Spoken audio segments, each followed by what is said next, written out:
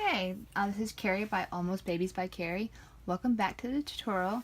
In this step we're going to do veins, purple mottling, and red mottling in one. We're not going to bake in between layers. We're going to condense it just because it's going to be a class tutorial so that we have enough time to get it all in.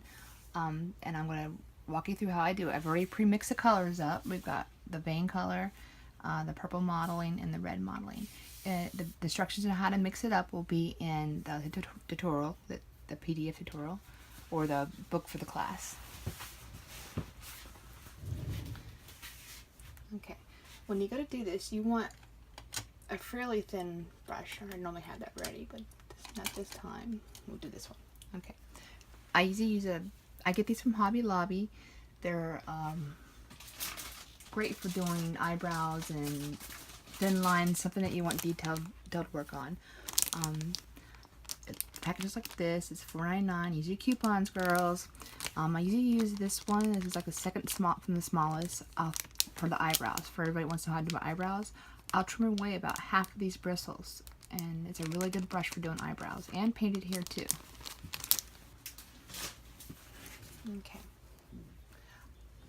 You're gonna always remember, like I said, always stir your paints, especially the vein color. You want it mixed up completely, and any modeling, any of your colors, you want to make sure you stir them.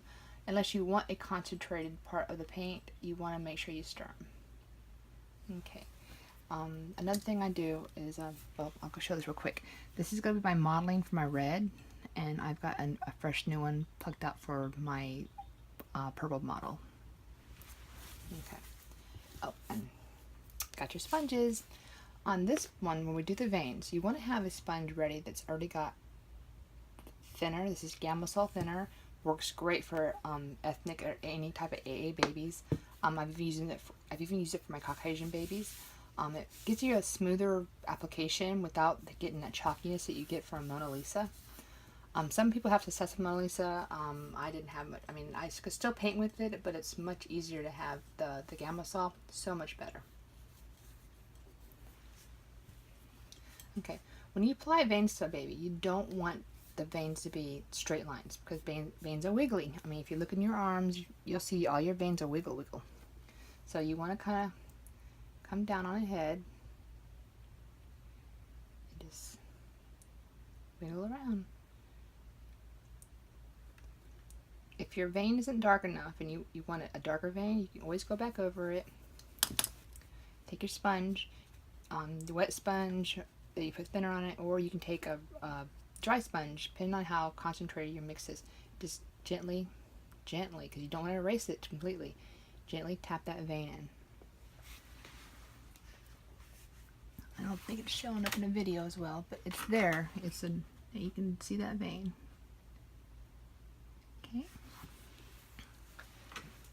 When I do the forehead vein, you'll notice that baby veins tend to come like a branch off. One goes this way, one goes that way. You can do one vein. I like to sometimes do the V, like 2 veins. Just bring it on down. Okay. In order to bounce it off. You don't want to let the vein color sit. The vinyl will grab the blue, and you will have a vein that's way too dark. I come to the back of the head. We finish that one off, and you can pick up more paint. Okay, and you want to kind of thin, thick ones. Just kind of wiggle it around, bring it down, and you can have one branch off right here, kind of like a V. Remember to keep them wiggly, and come back in and tap it. Some areas you can probably more pressure, that way you have not as much of a vein showing, and then some you probably let less pressure. That way you've got kind of a variance to it. If your vein color is not dark enough, grab it from the side of the palette where the thinner just kind of ran off and it's more concentrated. Come in and do another one. Come like just wiggle it.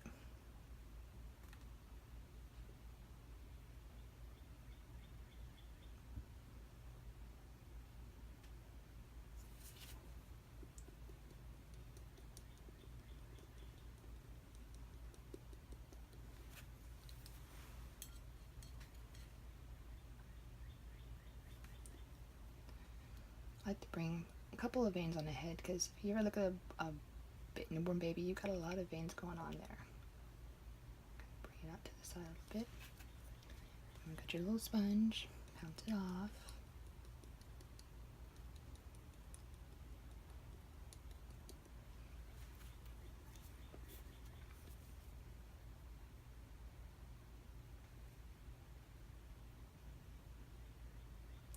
And if you're not happy with your veins, go back over it again. I would wait until you've baked it, apply it during another layer. That way you know for sure how dark that vein is. Let's bring a little one right here.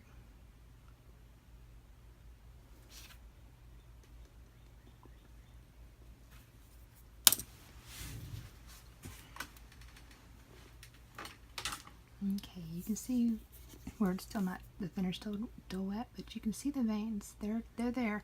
They're not so bright that they're shockingly bright, but they're just a light vein. Like I said, if you want to see them veins, you can make them darker.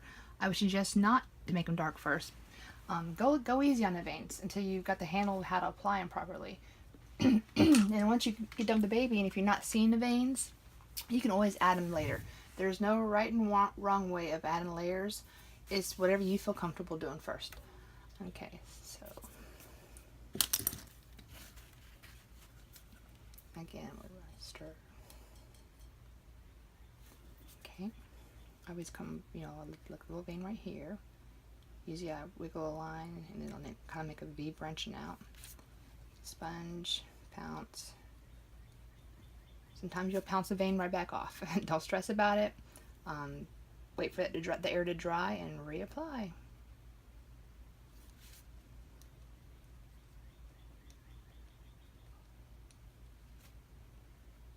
Okay. On the hands, I usually bring down like that, and I'll branch it out to this knuckle, onto this knuckle, and then come up here and branch out to that knuckle and that knuckle. And that's usually all I do for the veins on the hands. Just want a nice light vein. Now when you're coming over those creases, make sure you put, it'll sometimes pull in there. Use your sponge and get it out of that crease, because it'll pull in that crease like a heartbeat. Okay. Turn it over on this one. Go underneath here.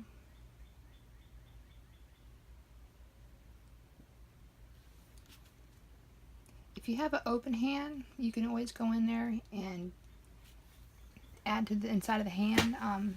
Sometimes I put them in there, sometimes I don't. Usually the blushing will, when I go inside the hands, I do add blue inside the center of the palm. So you don't really have to put the creases in the center of the palm. It's just like something added if you want to go get that detailed look on it. Okay.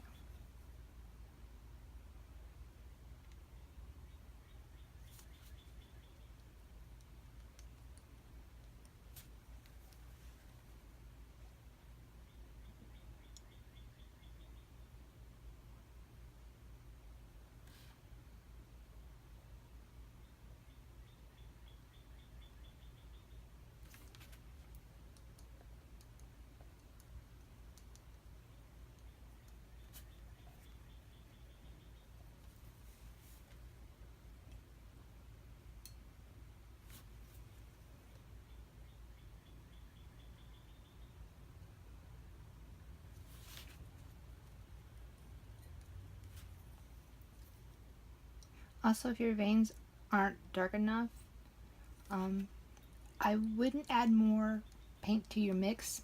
Let your mix thinner evaporate. The more it evaporates, the more concentrated it'll be. That way you don't, you know the color you have is what the color you're going to get. It'll just be a little more concentrated. So don't add more paint to it. Let the thinner thin out, or evaporate. Usually about maybe an hour, 2 hours, your thinner's going to evaporate. And if your paints do go dry, just add more thinner into it, stir, and you're good to go again.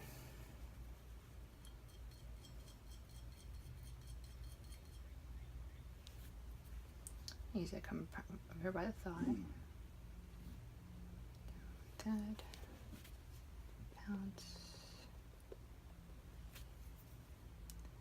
Okay. Right here.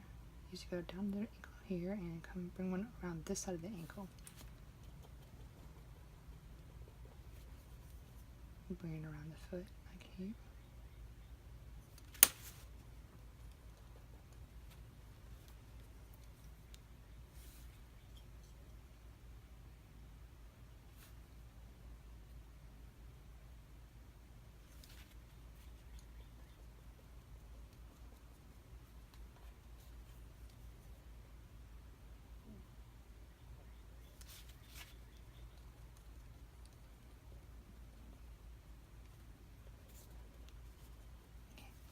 On the top of the foot, you can bring them around like do the hands. Bring one to this one to that one, over here, over there.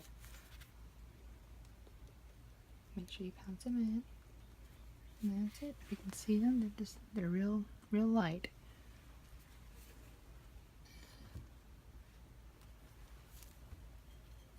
Once the thinner is evaporated, you actually can probably see them better than when it's still wet on the body. Excuse me.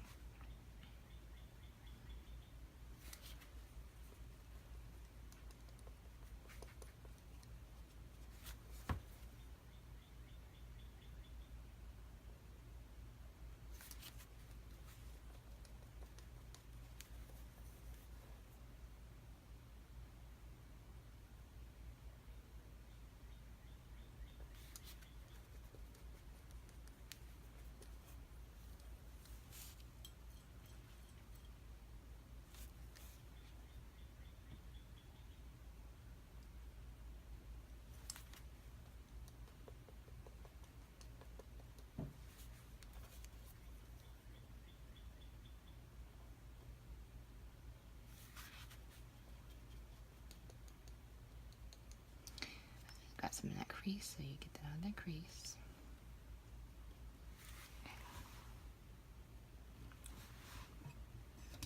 Okay. Normally I would bake after I do my veins, but for the tutorial purposes, I'm going to go ahead and start right onto the model.